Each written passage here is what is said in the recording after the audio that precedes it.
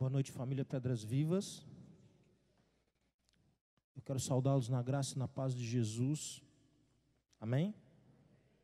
Convidá-los a abrirem em Mateus capítulo 18, a partir do verso 15. Mateus 18, 15. Esse texto vai servir de base para a nossa reflexão bíblica desta noite. E nós estamos dando sequência à série de sermões que temos realizado, temos feito, quando nós observamos as parábolas de Jesus. Temos hoje a parábola do credor incompassivo. Mateus 18, a partir do verso 15. O texto diz assim: Se teu irmão pecar contra ti, vai arguí-lo entre ti e ele só. Se ele te ouvir, ganhaste a teu irmão. Se, porém, não te ouvir, toma ainda contigo uma ou duas pessoas, para que, pelo depoimento de duas ou três testemunhas, toda palavra se estabeleça. Se ele não os atender, dize-o à igreja. Se recusar a ouvir também a igreja, considera-o como gentil e publicano. Em verdade vos digo que tudo que ligardes na terra terá sido ligado nos céus, e tudo que desligardes na terra terá sido desligado nos céus. Em verdade também vos digo que se dois dentre vós sobre a terra concordarem a respeito de qualquer coisa que porventura pedirem, ser-lhes-á concedida por meu Pai que está nos céus. Porque onde estiverem dois ou três reunidos em meu nome, aí eu estou no meio deles. Então Pedro, aproximando-se, lhe perguntou: Senhor, até quantas vezes meu irmão pecará contra mim, que eu lhe perdoe? Até 7 vezes? Respondeu-lhe Jesus: Não te digo até 7 vezes, mas até 70 vezes 7. Por isso o reino dos céus é semelhante a um rei que resolveu ajustar contas com os seus servos, e passando a fazê-lo, trouxeram-lhe um que lhe devia 10.000 talentos. Não tendo ele, porém, com que pagar, ordenou o Senhor que fosse vendido ele, a mulher, os filhos e tudo quanto possuía, e que a dívida fosse paga. Então o servo, prostrando-se reverente, rogou: Sê paciente comigo e tudo te pagarei. E o senhor daquele servo compadeceu-se, mandou-o embora e perdoou-lhe a dívida. Saindo, porém, aquele servo encontrou um dos seus conservos que lhe devia 100 denários, e agarrando-o sufocava, dizendo: Paga-me o que deves. Então o seu conservo, caindo-lhe aos pés, lhe implorava: Sê paciente comigo e te pagarei. Ele, entretanto, não quis. Antes, indo-se, o lançou na prisão até que saldasse a dívida. Vendo os seus companheiros o que se havia passado, entristeceram-se muito e foram relatar ao seu senhor tudo o que acontecera. Então o seu senhor, chamando-o, lhe disse: Servo malvado, perdoei-te aquela dívida toda, porque me suplicaste. Não devias tu, igualmente, compadecer-te do teu conservo, como também eu me compadeci de ti? E, indignando-se, o seu senhor o entregou aos verdugos até que lhe pagasse toda a dívida. Assim também meu Pai Celeste vos fará, se do íntimo não perdoardes cada um a seu irmão. Amém. Vamos orar juntos. Baixe sua cabeça, feche seus olhos. Fale com Deus.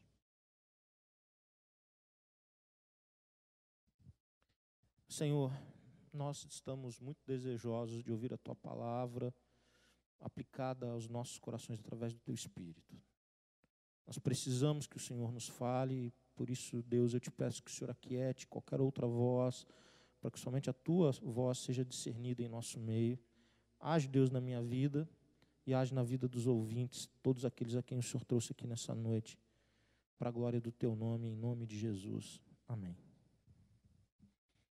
Esse texto, queridos, é um texto que fala inicialmente sobre disciplina na igreja. Numa situação de conflito, numa situação de uma ofensa, de alguém que foi ofendido na igreja, como tratar. E o texto vai dando passos para que isso aconteça. E começa de uma relação pessoal, que o ofendido, ou aquele que se julga ofendido, procura o ofensor, com que objetivo? Com o objetivo de estabelecer a paz, de restabelecer o vínculo, que não deixar que mágoas e ressentimentos possam dirigir aquela relação. E havendo sucesso, acabou ali. E não havendo sucesso, procura-se a ajuda de pessoas que estão ao redor e até a liderança da igreja, para que então isso se estabeleça. A ideia essencial e a ideia que dirige esse comportamento é que haja o quê? Que haja um reencontro daqueles que estão desencontrados, que haja paz naqueles que estão em conflito, que haja perdão, que o perdão estabeleça um novo vínculo.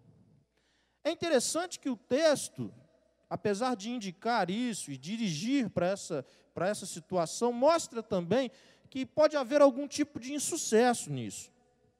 Havendo por parte de um deles, uma das partes, não desejarem o reencontro, não desejarem a reconciliação ou o perdão, ele deve ser tratado como gentil ou publicano. A ideia é clara mesmo, de que eu não posso, então, entender que essa pessoa seja meu irmão ou minha irmã. Naqueles dias, ninguém entenderia que o gentil fizesse parte do corpo da fé. Ou seja, apesar dos passos para a reconciliação, admite-se a ideia de que em algum momento isso possa não ter sucesso, que isso possa fracassar. E é nesse contexto que Pedro faz uma pergunta, que Jesus então traz a parábola que nós vamos observar, que vai servir de base para a nossa reflexão nessa noite. Qual que é a pergunta que Pedro faz? Senhor, nesse contexto aí, quantas vezes eu devo perdoar o meu irmão? Até 7 vezes? Na cultura judaica, a ideia é que alguém devesse perdoar até 3 vezes. E parece que existem textos no Antigo Testamento, como Amós 2,6 ou Jó 33,29, que apresentam essa ideia mesmo, de um perdão, de 3 vezes perdoar alguém. E isso era o que normalmente era praticado pelos religiosos. E isso era normalmente o que os mestres ensinavam, que alguém, então, devesse perdoar 3 vezes. Talvez a ideia de Pedro era dizer, olha, eu já estou um pouco além daquilo que é feito, eu já estou agindo com generosidade. Quando eu falo em 7 e não 3, eu mais que dobrei. 7 vezes, o número perfeito. Eu perdoo 7 vezes o meu irmão, porque é isso que é o correto. É isso que eu devo fazer. E aí Jesus responde que não apenas 7 vezes, mas que 70 vezes 7. E para clarear a sua resposta para Pedro, que o que ele queria dizer com essa resposta, ele traz a parábola.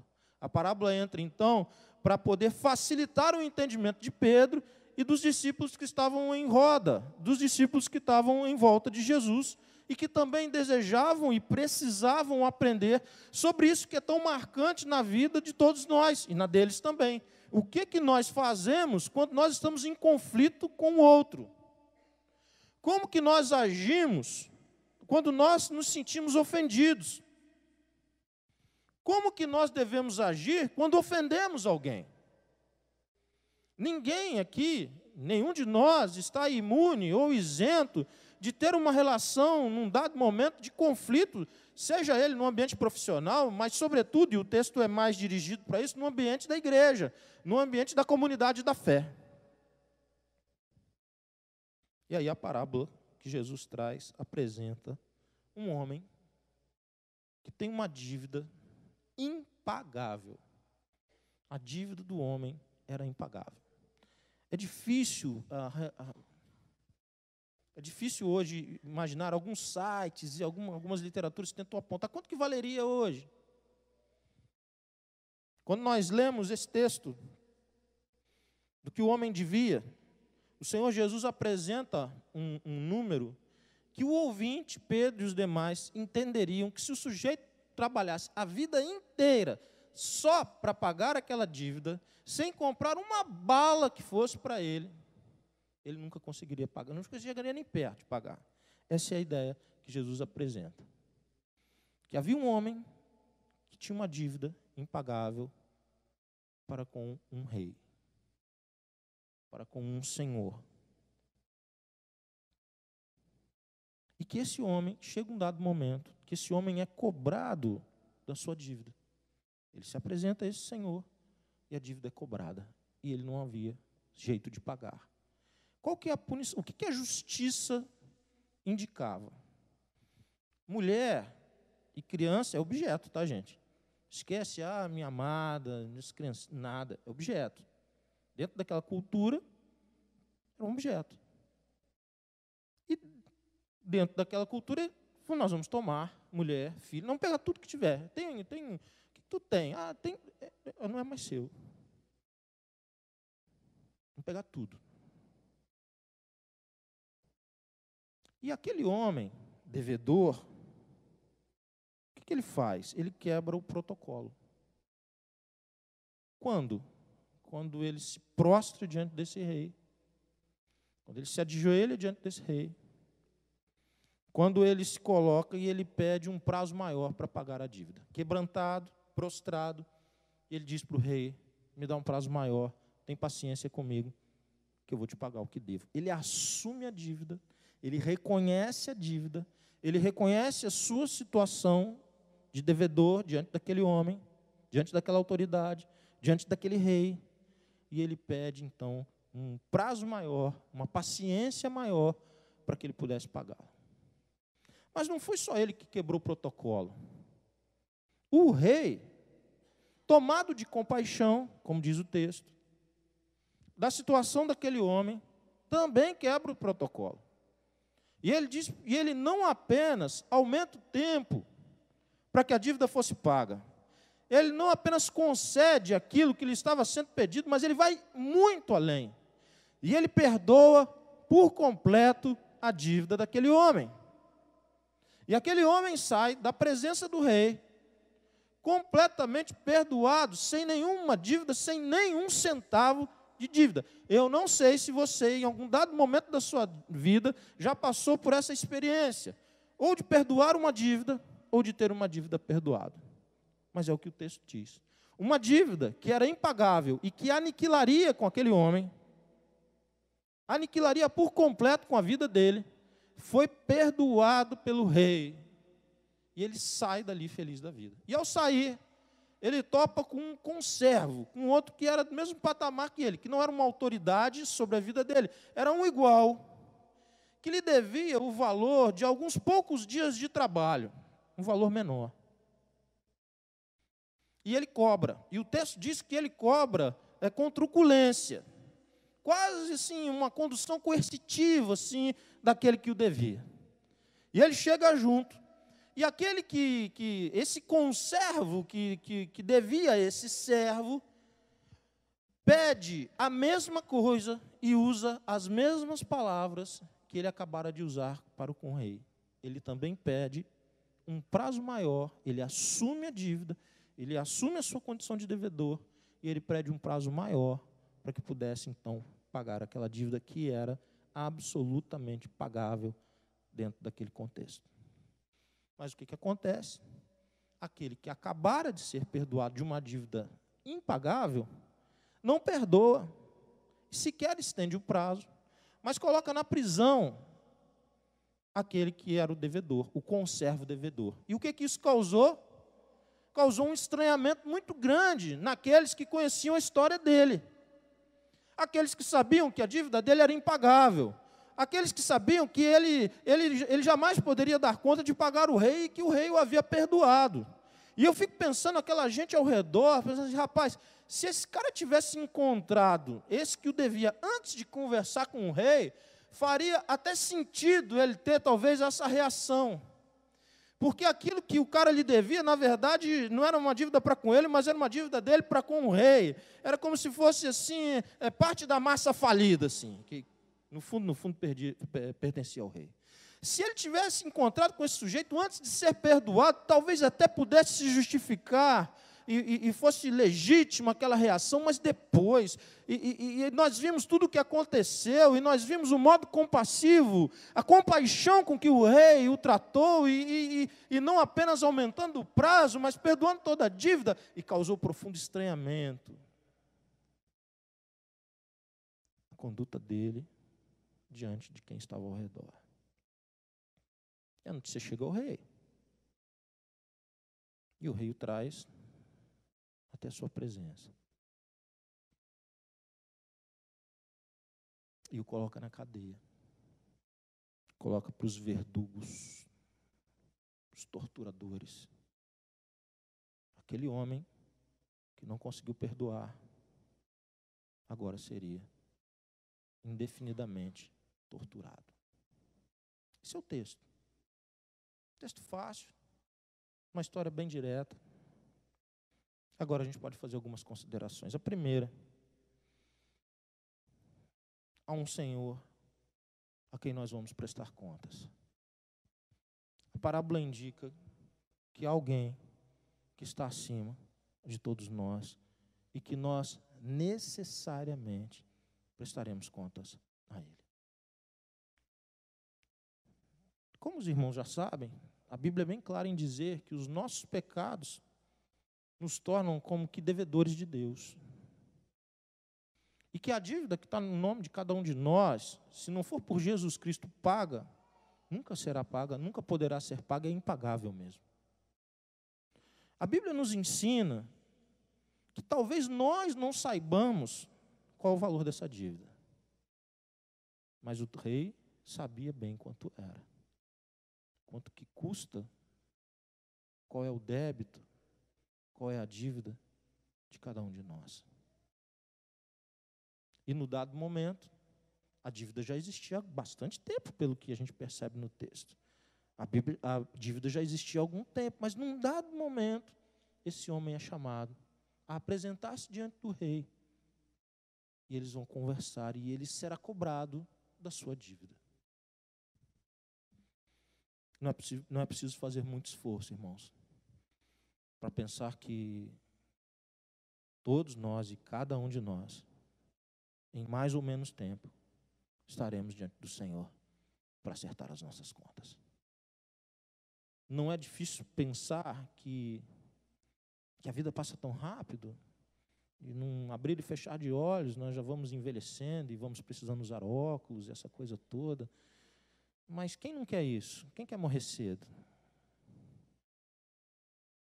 A Bíblia vai nos ensinando que ninguém escapará desse momento, de apresentar-se diante do Senhor, para ter a sua vida julgada. Mas o fato maravilhoso que aparece é que esse rei, apesar que se ele quisesse fazer justiça, o caminho era certo, era um caminho de desgraça, um caminho de derrota para aquele servo que devia, mas ele escolhe tratar de outro jeito.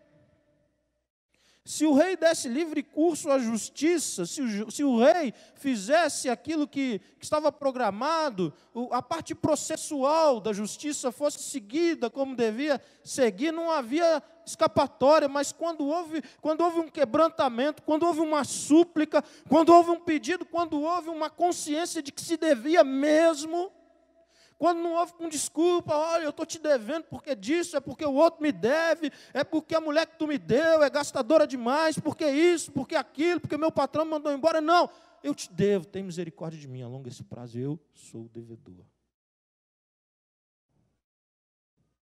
Quantos aqui têm consciência disso? De que a gente não vai chegar diante de Deus com as nossas desculpas, por que a gente fez isso ou aquilo. Não, olha, Deus, foi aquele rapaz que estudava comigo, ele que me levou para o mau caminho, Deus. Quando eu cheguei na faculdade, aí eu era bem fechadinho assim, tudo redondinho, eu ia da casa para a igreja, mas quando eu cheguei na faculdade, aí é que a coisa desandou para o meu lado. Olha, Deus, ninguém vai chegar e dar desculpinha para Deus, irmãos. A dívida está lá e ela é impagável. Ele sabe muito bem quanto é. Mas o que move o coração desse rei, desse Senhor, é a postura de verdade e quebrantamento. E diz o texto que esse rei tem compaixão daqueles que lhe devem. E por ter compaixão, ele age dirigido por isso, ele muda o processual da coisa, e ele diz, olha, ele já bate o martelo ali mesmo, falou, não tem nada, não deve mais nada, acabou, está perdoado. Não, mas como assim está perdoado? Está perdoado, pode ir embora. Vai viver a vida. Vai multiplicar a bênção com que você foi abençoado. E ele sai dali. E aí uma grande contradição se estabelece. Aquele que foi perdoado de uma dívida enorme, perdoado integralmente, imediatamente, ele não consegue perdoar. ele não é capaz de perdoar. E a contradição se estabelece ao redor disso. Como que um servo que acaba de ser perdoado encontra um outro servo que lhe devia muito menos e que nem sequer estende o prazo para pagamento? Qual que é o resultado dessa contradição? Um péssimo testemunho. Quem está ao redor se choca com aquilo.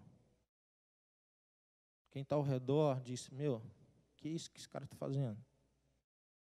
Não é possível que ele tenha a mínima consciência do tamanho do perdão que ele recebeu. Porque se ele tivesse um pingo de consciência do tamanho do perdão, ele não agiria dessa forma. Por que nós temos tanta dificuldade em perdoar-nos mutuamente, perdoarmos uns aos outros? Por que tem gente que carrega o irmão nas costas desde a infância, desde a adolescência, carrega pessoas a vida inteira, uma vida inteira aprisionado dentro do seu coração? Por que a gente consegue dizer-se perdoado de todos os pecados por Jesus, mas não conseguir perdoar a falha da esposa que está do nosso lado? Por que a gente, mesmo se dizendo absolutamente perdoado, eu tenho paz, eu vou para o céu, porque eu fui perdoado por Jesus, Jesus jogou no mar do esquecimento, Deus nem se lembra mais dos meus pecados, aleluia, glória a Deus, a gente canta, a gente chora, e a gente não consegue perdoar o irmão, ou a irmã, o pai, ou a mãe, o pastor, a ovelha, o patrão, o empregado. Por quê? O texto mostra essa contradição, porque espera-se que aqueles que têm consciência do tamanho do perdão que receberam do Senhor, do Rei, de Deus, eles caminhem exatamente nessa direção de multiplicar essa bênção enorme com que eles não tinham direito, mas multiplicar na vida de outros, na vida dos seus ofensores. Você não tem outra oportunidade de perdoar, senão quando você foi ofendido.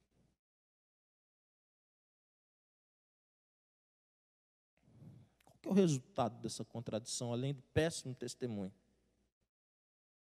Tortura. Quem não perdoa é torturado todo dia e noite, indefinidamente. Por quê? Porque ele escolheu não perdoar, apesar de já ter sido perdoado por completo dos seus próprios pecados. Por que tem um monte de gente doente?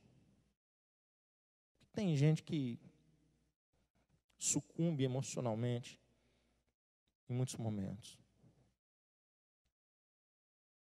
Por que tem gente que não consegue nem sepultar pai e mãe? Tem família que não consegue nem sepultar pai e mãe sem ter uma briga. Briga de corpo presente.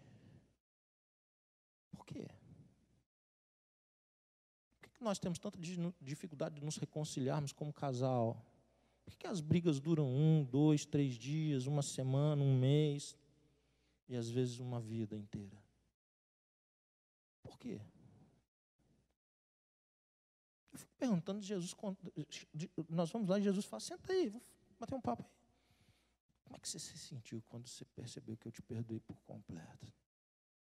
Eu fico pensando, Deus abrindo assim uma imagem, assim, Jesus falando assim, está vendo esse dia aí? Lembra? Onde foi? Eu estava lá no esporte, jogava lá no esporte, queria ser um jogador profissional, e estava na caminhada, e tinha uma reunião, achava que era uma loucura. Tu lembra desse dia? Lembra. Onde foi? Não, eu fui criado na igreja, meus pais plantavam uma igreja lá em Campinas, e eu desde pequenininho ouvi isso. Mas teve um dia que eu entendi que o teu perdão era para a minha vida. A história das nossas vidas sendo colocada, e a gente vibrando, e a gente agradecendo, e a gente chorando diante de Jesus ali, e a gente pulando no pescoço de Jesus, dizendo, Jesus, salve você meu rapaz, para ir lá e me chamar, e me perdoar desse jeito. Se o filme terminasse aqui, era uma beleza. Aí o filme passa, eu falo, rapaz, que alegria, né, que você foi perdoado. Aí abre assim, no dia que está brigando com a mulher. No dia que você brigou com o marido. No dia que você escolheu o caminho do rancor, no dia que você matou teu irmão no teu coração, no dia que você se isolou das pessoas por ressentimento e amargura, quando o caminho do perdão já lhe for aberto, já estava tudo pavimentado, o novo e vivo caminho que te conduz para Deus passa exatamente pela rota do perdão, e você escolheu um atalho para outro lugar. Eu fico pensando em Jesus, olhando para cada um de nós, falando assim, por que você fez isso aí? Por que você achou que eu não tinha nada com isso? Por que você achou que isso não tinha nada a ver conosco, comigo e com você? Por que essa contradição? O que você diria? Não, mas ele aprontou muito. Olha o que ele fez comigo. Olha o que ela fez comigo. E aí Jesus vai dizer, mas olha o que eu fiz com você. Olha o que eu fiz por você. Não basta. Não é suficiente. O que eu fiz com você e por você não é infinitamente maior do que o que fizeram contigo. Vamos medir aqui quem tinha uma dívida maior, quem tinha uma ofensa maior. Vamos? Vamos calcular as perdas? Eu não gostaria de chegar diante do Senhor Jesus para ter essa conversa estando nessa condição. Eu não gostaria que você chegasse diante de Jesus nessas condições. Porque isso jamais foi projeto de Deus para o seu povo. Isso jamais foi projeto de Deus para os seus servos. Servos recebem as bênçãos de Deus para multiplicá-las na vida de outras pessoas. Isso vale para tudo. E hoje nós aprendemos que vale também para o perdão.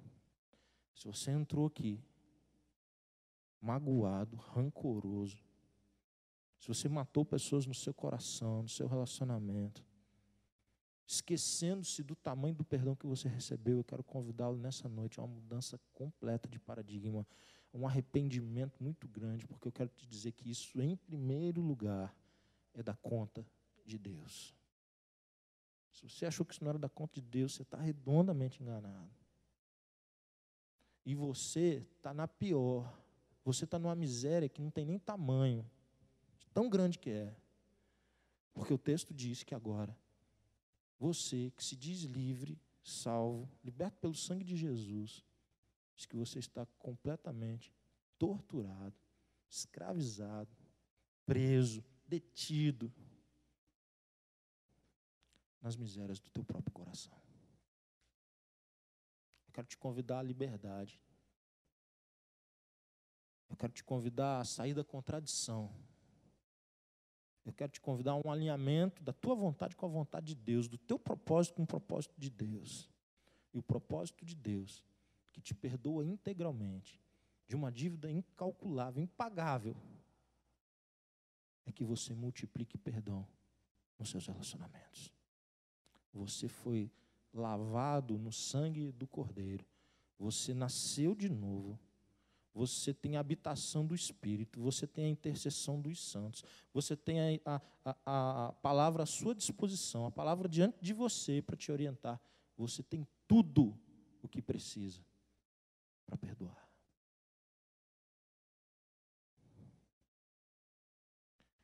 Há um dia, um acerto de contas. Eu não sei como é que você quer chegar nesse dia. O Senhor saberá bem o valor da dívida. Mas que naquele dia, Ele saiba também que aonde você caminhou e por onde você foi, e nos relacionamentos que travou, você repetiu o gesto do teu Senhor na vida de outras pessoas. Por causa dEle, para a glória dEle, por uma consciência do tamanho da obra que Ele fez no teu coração. Sem a prática do perdão, a gente não vive como perdoado. Olha que miséria, que contradição. Se nós não perdoamos, nós vivemos então como se nós não fôssemos perdoados. Talvez a dificuldade daquele homem de não perdoar aquela dívida, ou não de estender o prazo do servo, se ele não tivesse recebido perdão, talvez fizesse até sentido, mas depois de ter recebido perdão do rei, não faz sentido nenhum mais.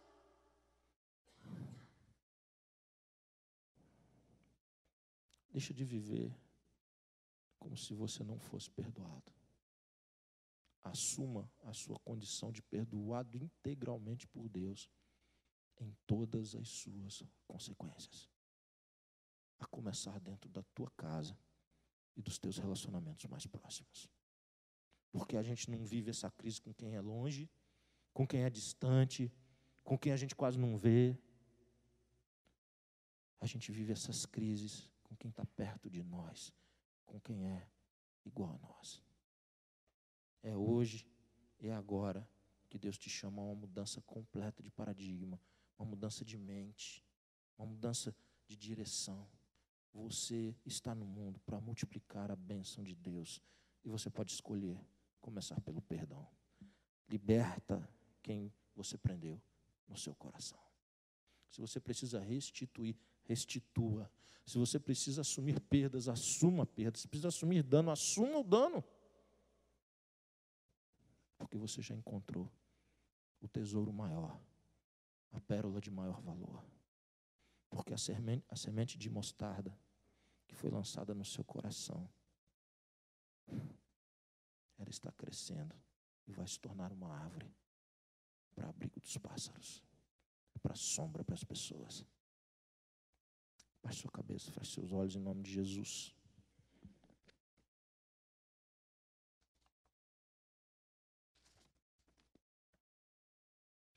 Algumas pessoas acham que perdão e desculpa são sinônimos. Talvez, eu nem olhei no dicionário, talvez no dicionário até apareça, eu acho que poderia aparecer, mas na Bíblia, a Bíblia não trata com desculpas.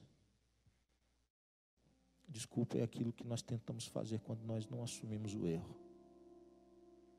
Quando nós queremos dividir com o outro, ou dizer para Deus que a culpa é do outro, não é nossa. Eva tentou dar desculpa para Deus. Olha, Deus, foi a serpente, viu, Deus? Não fui eu, não. Foi a serpente que me enganou. Desculpa. Adão, igualmente. Ele tratou o erro na perspectiva da desculpa. Olha, Deus, no fundo, essa culpa, eu não estou bem nisso. Eu sou vítima disso, porque foi a mulher que o Senhor me deu. Foi a mulher que o Senhor me deu que fez isso. Eu nem queria essa mulher, foi o Senhor que arrumou para mim. Desculpa.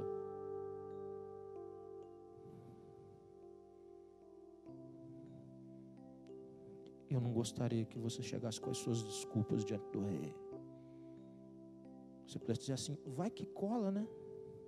Não vai colar. Você sabe que não vai colar, não cola hoje, não colava ontem, não vai colar nunca. Não cola com Deus, não cola. Mas Ele é compassivo. Esse rei admite que você se prostre diante dele e você assuma de fato tuas misérias, teus pecados, teu erro, tuas falhas.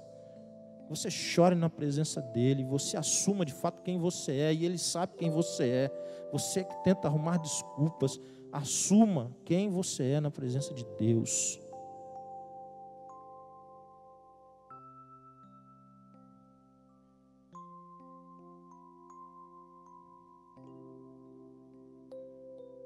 Você entende isso com clareza nessa noite? Chega de viver sob tortura e prisão dia e noite.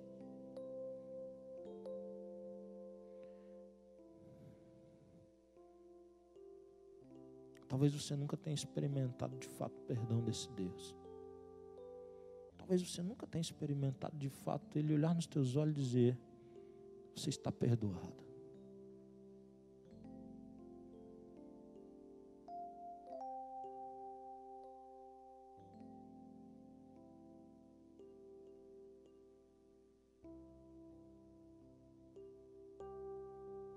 Mas se Deus te chama para isso nessa noite, se Deus toca no seu coração nessa noite, se você está entendendo o perdão de Deus, talvez pela primeira vez nessa noite, ou você quer fazer uma reconciliação com esse Deus, você quer acabar com essa história de desculpas e você quer pedir a Ele o perdão dEle, eu gostaria muito de orar por você. Levante um dos seus braços onde você está. Existe alguém nessa noite que está entendendo que precisa do perdão de Deus em sua vida? Levante um dos seus braços onde você estiver. Deus abençoe. Deus abençoe lá atrás. Deus abençoe vários braços aqui. Podem abaixar todos. Deus abençoe você. Deus abençoe. Deus abençoe. Alguém mais? Alguém mais nessa noite? Deus abençoe tremendamente sua vida, jovem. Deus abençoe você.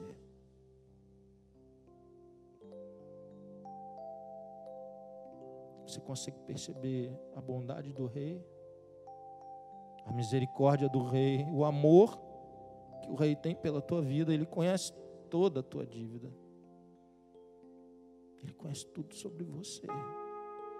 Mas Ele escolheu te libertar, para que você vá e multiplique a bênção dEle sobre todos os teus relacionamentos, como uma expressão de gratidão, de consciência do perdão que você recebeu.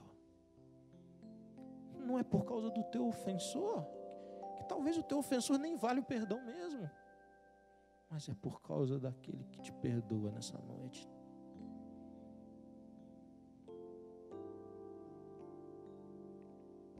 Querido Deus,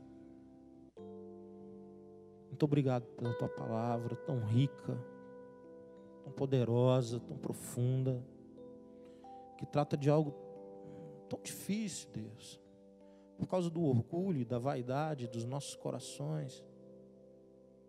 Mas com tanta clareza essa parábola nos ensina, Deus, que não há saída mesmo.